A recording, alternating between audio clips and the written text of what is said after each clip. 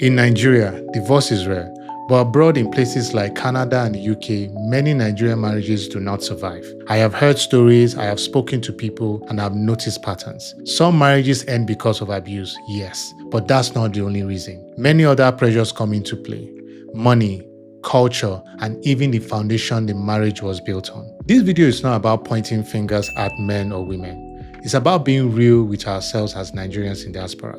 Marriage can be beautiful, but it comes with challenges. And when we move to a new country, those challenges are magnified. Your finances, your culture, your roles, and your ability to adapt. I have even heard women tell their husbands after arriving, "Here, women are in charge." Sometimes I wonder what that means, because marriage is supposed to be about partnership and not domination.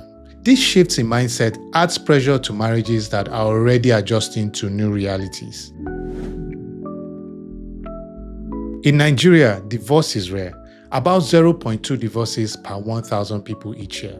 And it's not because people are stuck in unhappy marriages. In many cases, the marriage is actually working. Yes, there are conflicts, every marriage has them, but couples often find ways to resolve issues without letting them destroy the home. Part of this comes from the culture.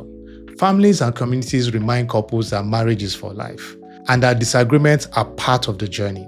Elders or relatives may step in, not to force people back, but to help them reconcile and keep the family together. But in Western countries, it's a different environment. Divorce is common, about 2.1 divorces per 1,000 people each year in Canada, more than 10 times higher than Nigeria.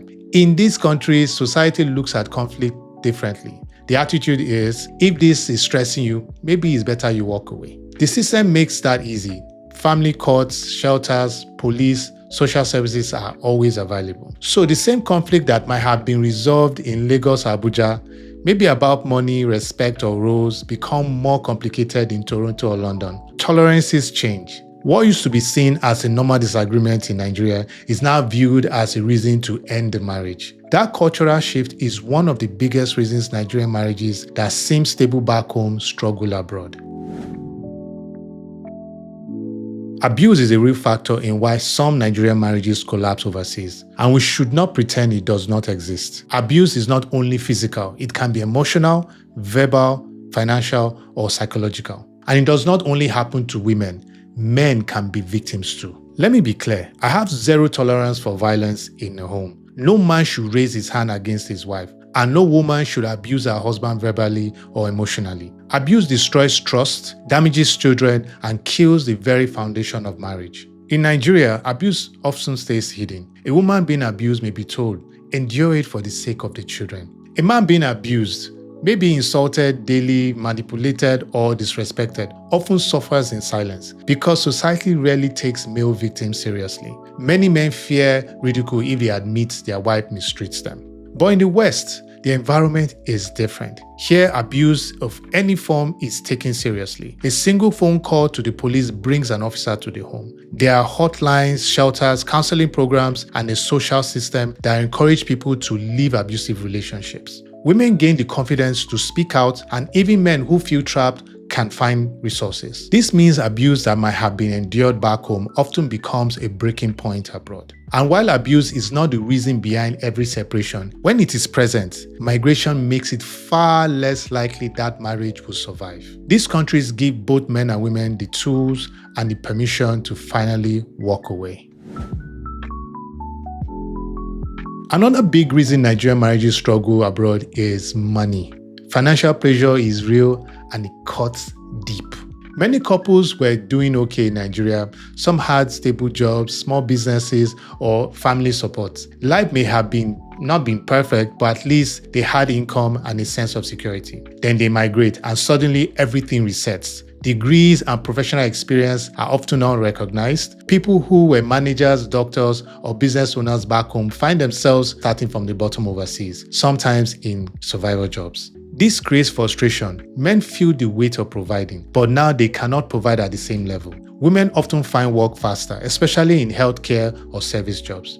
and that flips the financial balance. A woman who had never had to contribute back home may suddenly become the main breadwinner. For some couples, this creates tension. The man feels disrespected, the woman feels overburdened. Small arguments over bills or spending grows into major fights. Even something as simple as rent can break a home. In Nigeria, you might pay a year's rent upfront and not think about it again until the next year. Abroad, every month that bill comes, and if you miss it, you're out. Add car payments, daycare, taxes, and remittances, family back home, and the financial pressure is constant. The truth is, many marriages do not fail because couples stop loving each other. They fail because money stress made love harder to maintain. If finances are shaky, patience run out faster, tolerance is thinner, and conflict that could have been solved in Nigeria now become the real deal breakers in the West.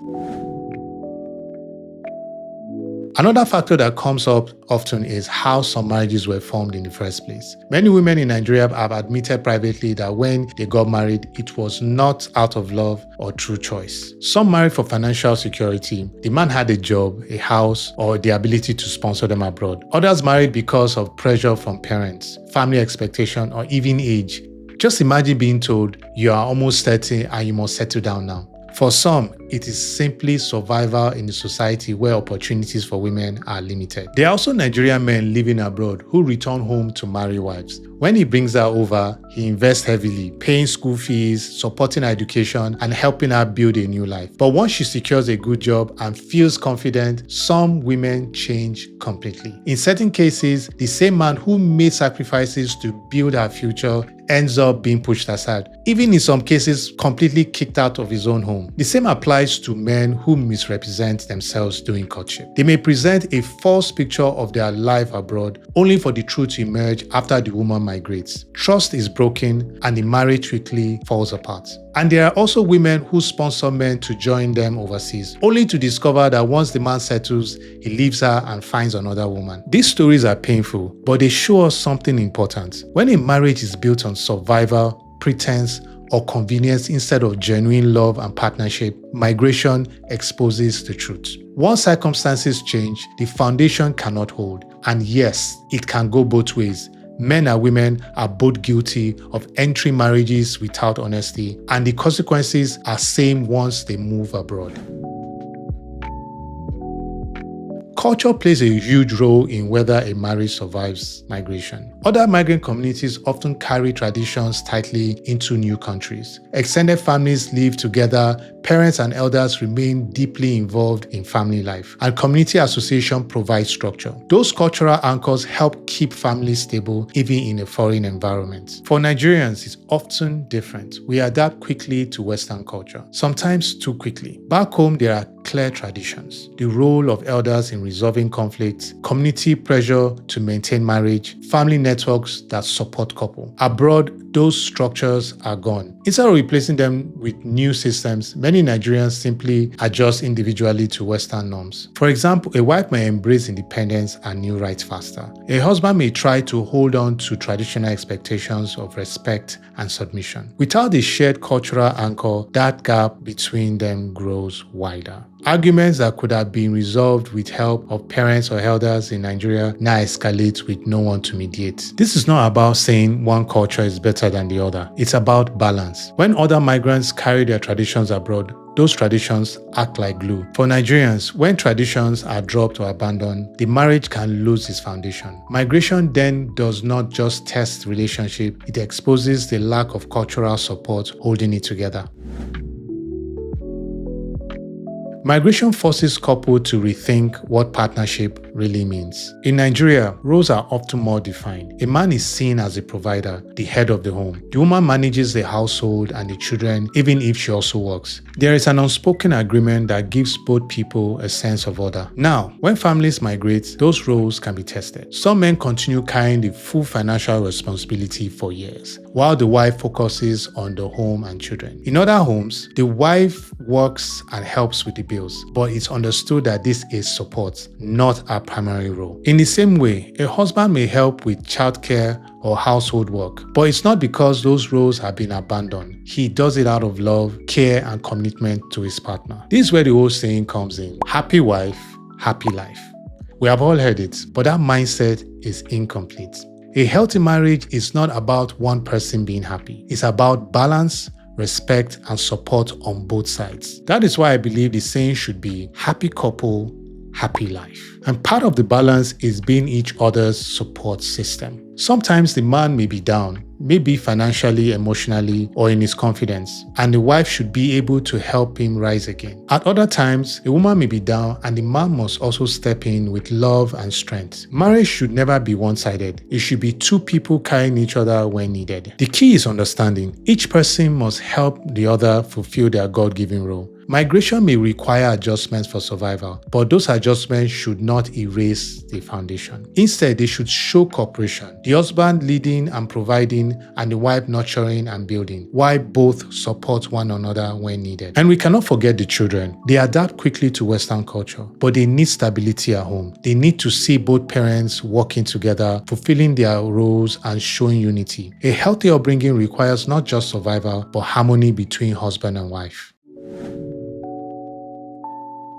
So what have we learned from all this? Nigerian marriages abroad do not have to fail. Migration is a test, yes, but it can also be an opportunity to build stronger homes if we can handle it with wisdom. First, we need honesty before marriage. Too many couples enter unions back home because of pressure of survival, not genuine love and partnership. When that foundation is weak, migration will expose it. Marriage should be a choice made freely, not because of family or financial pressure. Second, we need to face financial reality. Life in the West is expensive, and starting over is tough. Couples should plan together, adjust expectations, and be willing to support one another. Financial stress doesn't have to break a marriage if both partners agree to face it as a team. Third, we need to deal with abuse openly. Whether it's a man maltreating his wife or a woman mistreating her husband, abuse destroys trust. Silence helps no one. Western countries give us systems to get help, and we should use them. But even more, we should learn to seek counseling and resolve conflicts before they become toxic. Fourth, we need to value our culture. Other migrant communities show us that holding on to traditions can protect families. Nigerians do not need to abandon our culture completely. We should carry with us the values that keep families strong: respect, community support, and shared responsibilities. Finally, we need to rethink partnership. Migration may change circumstances, but it does not erase God-given roles. Husband and wife should support each other in fulfilling their responsibilities out of love and not out of force. And above all, the needs of the children must be at the center. Kids need to see both parents working together so that they can grow up in stable, healthy homes. At the end of the day, marriages is not about one person winning. It's about unity.